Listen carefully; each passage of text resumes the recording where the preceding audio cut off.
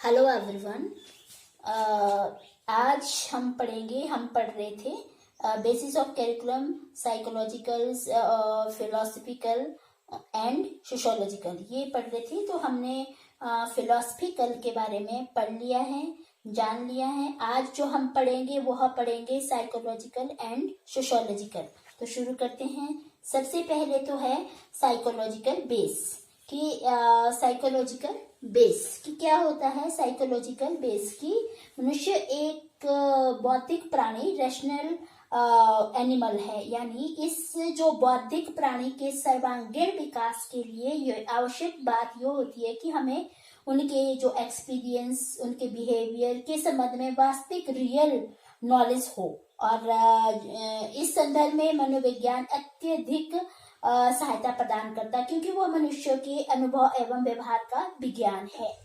हम ये कह सकते हैं कि मनोविज्ञान वह सब कुछ है जो मनोवैज्ञानिक करते हैं, परंतु शास्त्रीय दृष्टिकोण से यह स्पष्टीकरण प्राप्त नहीं है, क्योंकि मनोविज्ञान एक विकासशील विज्ञान रहा है तथा विकास के विभिन्न स्तरों पर इसका अर्थ भी परिवर्तित होता रहा है। और प्रारंभ में तो जो साइकोलॉजिकल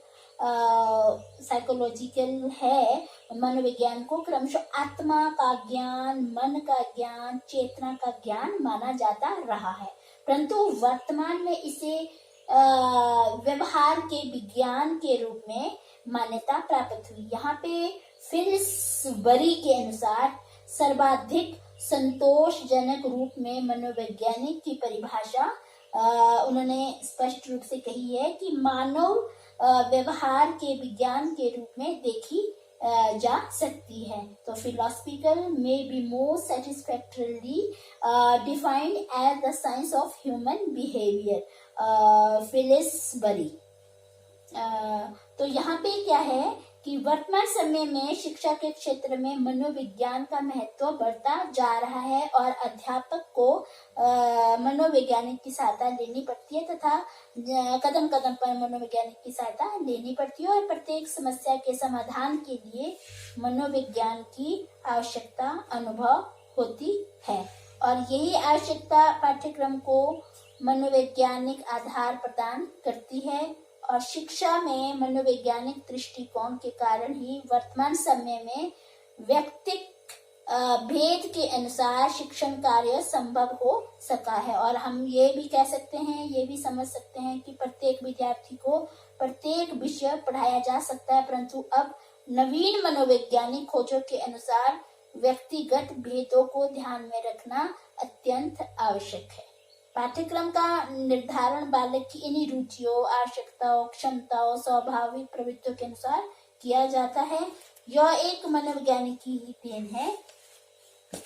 यहाँ पे हम ये भी कह सकते हैं कि वर्तमान समय में बौद्धिक विकास के अनुसार बालकों को विभिन्न श्रेणियों में विभाजित किया जाता है, और जिनके अनुसार कुछ जो बालक मंद बुद्धि वाले होते हैं और कुछ पिछड़े होते हैं, कुछ सामान्य होते हैं और कुछ कुशाग्र व्यक्ति के होते हैं।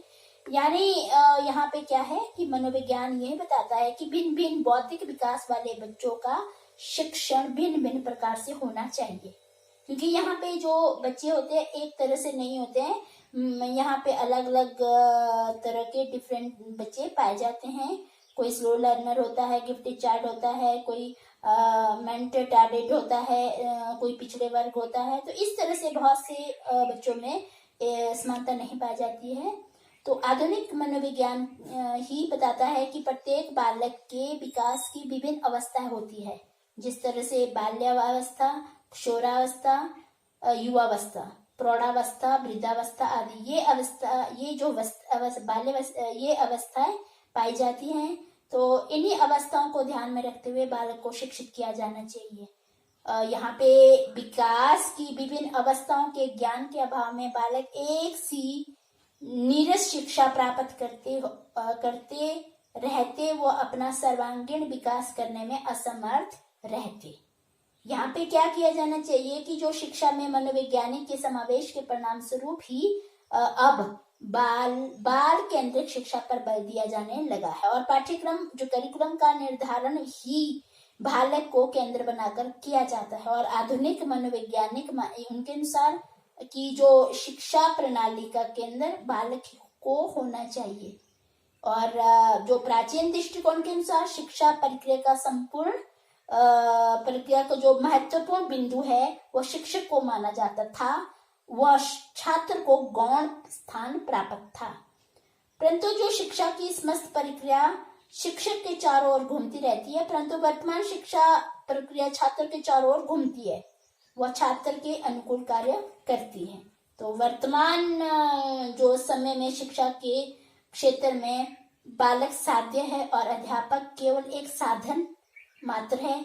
यही नहीं, आज जो प्रत्येक कुशल एवं योग्य शिक्षक के लिए अपने विषय का ज्ञान होना बहुत जरूरी होता है, अपने ज्ञान होना उन्हें बहुत जरूरी होता है। वहीं साथ ही साथ मनुष्य के स्वभाव एवं व्यवहार की परख भी होनी चाहिए।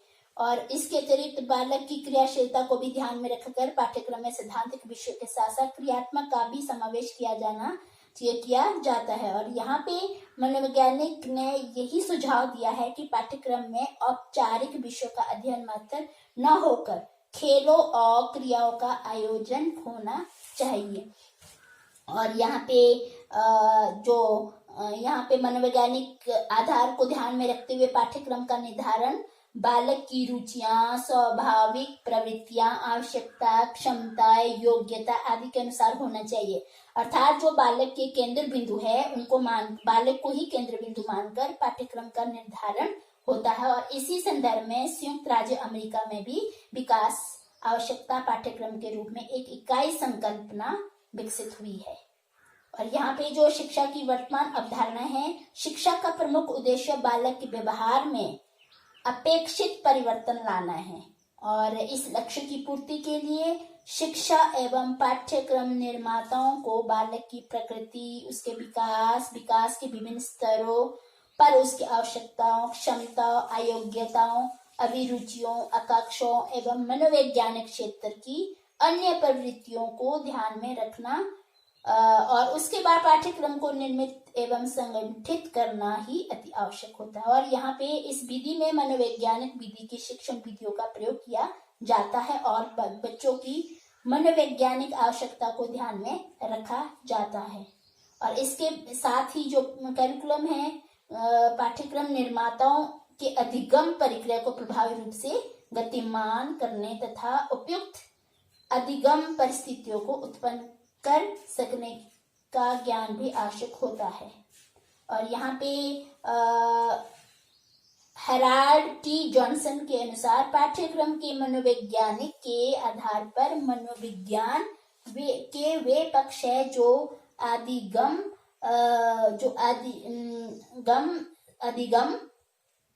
प्रक्रिया को प्रभावित करते हैं और पाठ्यक्रम निर्माता को विद्यार्थी के व्यवहार के संबंध में बुद्धिमत्तापूर्ण निर्णय लेने में सहायता करते हैं। तो ये था और अंत में हम यही कह सकते हैं कि पाठ्यक्रम पर मनोवैज्ञानिक का विशेष महत्व एवं प्रभाव है और शिक्षा में मनोवैज्ञानिक के समावेश के परिणाम स्वरूप शिक्षा का सैद्धांतिक व व्यवहारिक स्वरूप ही परिवर्तन हो गया है। तो ये था जो अभी आपने पढ़ा, वो था साइकोलॉजिकल बेस। अब पढ़ते हैं सोशियोलॉजिकल बेस। तो सोशियोलॉजिकल बेस में कि मनुष्य क्या है, सोशियोलॉजिकल बेस कि मनुष्य स्वभाव से ही सामाजिक प्राणी है।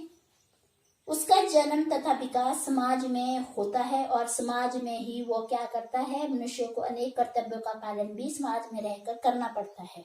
और जिससे शिक्षा, यहाँ पे जिसमें शिक्षा मनुष्य का पथ प्रदर्शन करती रहती है। अगर शिक्षा नहीं होती तो मनुष्य का वो रास्ता नहीं दिखा सकती, पथ प्रदर्शन नहीं कर सकती थी। परंतु यहाँ व्यक्ति शिक्षा प्राप्ति समाज में रहकर ही कर सकता है और वह अकेले रहकर किसी कार्य का निर्वहन करने में सक्षम नहीं हो सकता। अकेले रहकर वह सब कुछ नहीं सीख सकता है।